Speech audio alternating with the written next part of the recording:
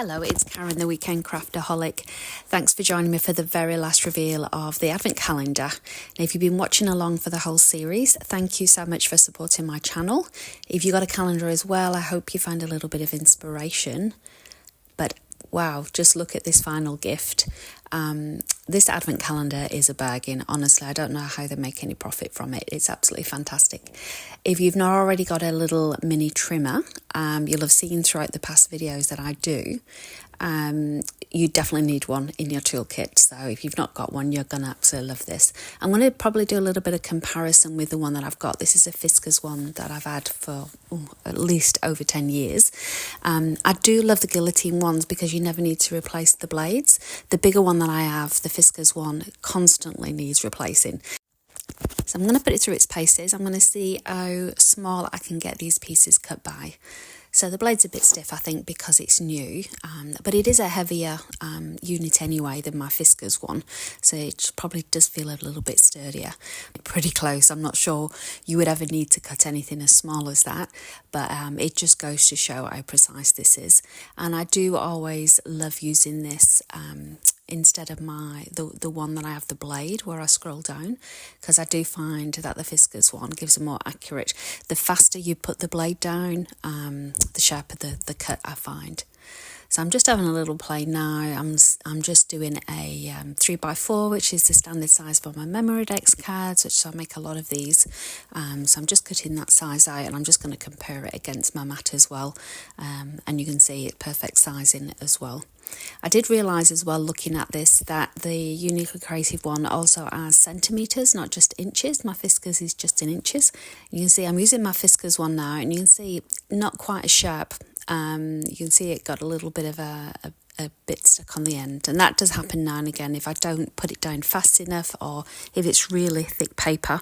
If you saw some of my earlier videos, you'll have seen when I was trying to cut the cardstock or on a card base, which is quite thick, it does tend to struggle a little bit. But I do like the Uniquely Creative one. That protective blade cover, the plastic bit, is a lot more, this bit I'm showing you here, a lot more easy to lift up. When I'm doing small cuts, I definitely find that the Fiskars one, I've got to stick something else underneath to pick the piece of paper out. But this one does open up a lot more than the Fiskars one.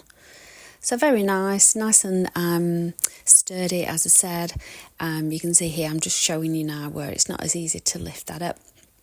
And then they've both got the little rubber feet as well on these. So I'm just going to do a little bit of a test. I'm just going to compare them both using the same amount of pressure just to see if they're both as non-stick. I never have any problem with my Fiskars, and it looks like I won't have any problem with the Uniquely Creative one either.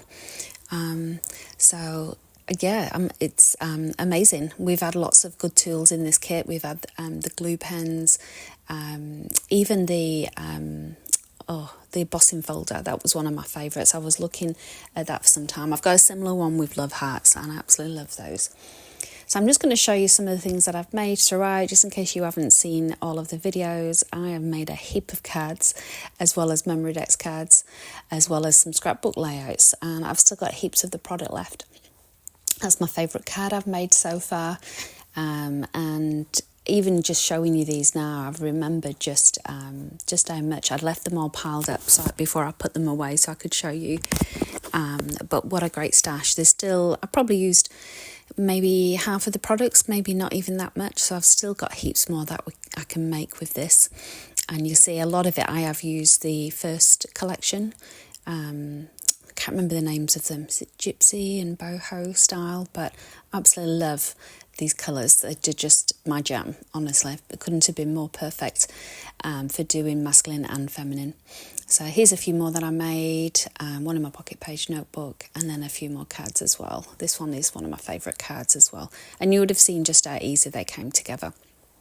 We also got a couple of the inspiration books, which you'll have seen I intentionally followed as well with some of the layouts, just so that you could see how easy it is to follow along with that if you do need a bit of inspiration for cards, which we all do now and again, right?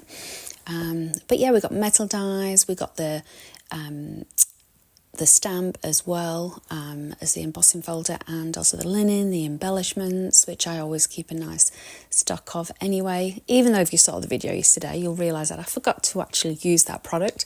I use the little pearl ones instead, and they were fun to use as well. I've never used those before.